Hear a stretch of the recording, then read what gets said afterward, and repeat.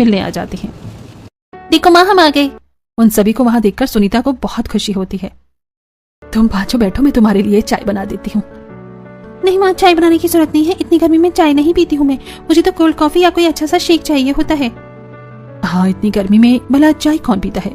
ये बात सुनकर सुनीता हल्का निराश होती है, लेकिन कहती है कोई बात नहीं, मैं तुम लोगों के लिए ठंडा शरबत बना देती हूँ।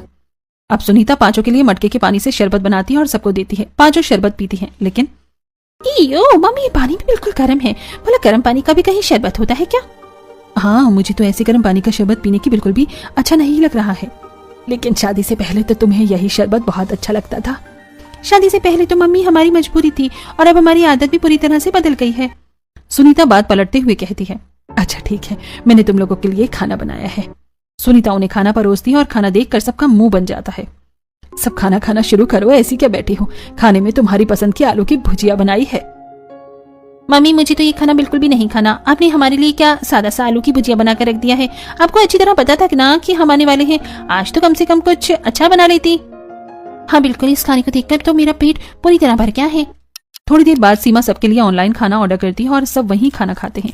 पांचों के ऐसा करने पर तो अब सुनीता को बहुत ही बुरा लगता है। जहां पहले उसकी पांचों बेटियों को उसके हाथ का खाना बहुत अच्छा लगता था और सब उसका बनाया हुआ कोई भी खाना प्यार से खा लेते थे, लेकिन अब वही खाना खाने से वो मना कर रही हैं। इसे कहते हैं असली खाना, एकदम चटपटा और मसालेदार। अब शाम तक तो वहां सब रुकती हैं और वहां आने के बाद भी वो ज्यादातर समय फोन में ही बिताती हैं।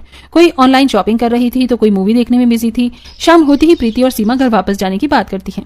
बेटा, तुम इतने दिनों बाद आई हो तो कम से कम आज एक रात तो मेरे पास रुक जाओ। मम्मी, आपको तो पता ही है कि मेरे ससुराल में कितना काम होता है। मेरे ससुराल वाले तो मुझे ज्यादा देर के लिए बिल्कुल नहीं छोड़ सकती, और फिर यहाँ इतनी गर्मी भी है। हाँ मम्मी, मैं भी यहाँ पर इतनी गर्मी में नहीं रुक सकती, और वैसे भी मैं प्रेग्नेंट हूँ तो मुझे तो अच्छे माहौल में ही रहना होगा। क्या कहा, तुम प्रेग्नेंट हो? और मुझे तो ये बात पता ही नहीं थी। हाँ मम्मी, मुझे भी ये बात कुछ दिन पहले ही पता चली थी। अच्छा हम चलते हैं, बाद में मिलने जरूर आएंगे। अच्छा रुको, मैं तुम पांचों के लिए कुछ लेकर आई हूँ। सुनीता सबके लिए अंदर से एक एक जोड़ी सूट लेकर आती है। ये सूट किसके लिए है मम्मी? अरे मेरी बच्चियों, तुम्हारे लिए है, और किसके लिए होगा। शादी के बाद तुम अपने मायके आई हो पहली बार, तो यहाँ से कुछ लेकर तो जाना ही बनता है, इसलिए मैं तुम सबके लिए सूट लेकर आई हूँ। नहीं मम्मी, मुझे तो ये सूट ले जाने में बिल्कुल मत कहना आप। मेरे ससुराल में क्या इज्जत रह जाएगी। हाँ बिल्कुल, मैं भी नहीं लेकर जाने वाली हूँ। मैं तो जाते हुए रास्ते में 2 सूट खरीद लूंगी और बोल दूंगी कि आपने दिए थे। हाँ मुझे भी नहीं चाहिए।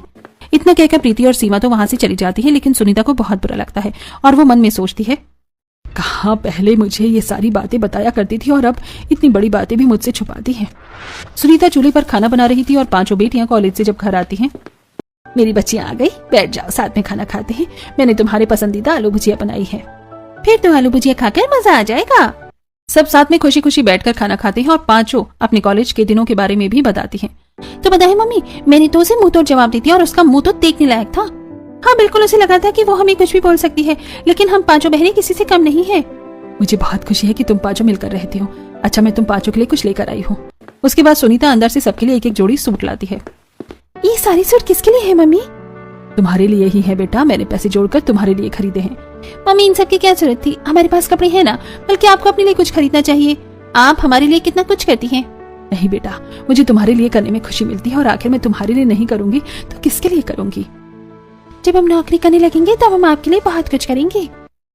रितु, नेहा और पायल तो रात को सुनीता के पास रुकती है, लेकिन वो भी सुनीता के ऊपर ज्यादा ध्यान नहीं देती और अगले दिन सुबह होते ही वहां से अपने ससुराल चली जाती हैं। कुछ दिन बाद, शादी के बाद कितना कुछ बदल जाता है। बस मेरी बच्चियां अपने ससुराल में खुश रहें। सब कुछ बदल जाता है। तुम्हें बुखार है फिर भी कोई तुम्हारा हालचाल पूछने नहीं आ रही। अब उनके बारे में सोचना बंद करो और अपने बारे में सोचो। तुम्हारी पट्टी कर रही हूँ, आराम मिलेगा। सुनीता की तबीयत खराब होने पर शीला ने ही उसका ध्यान रखा था।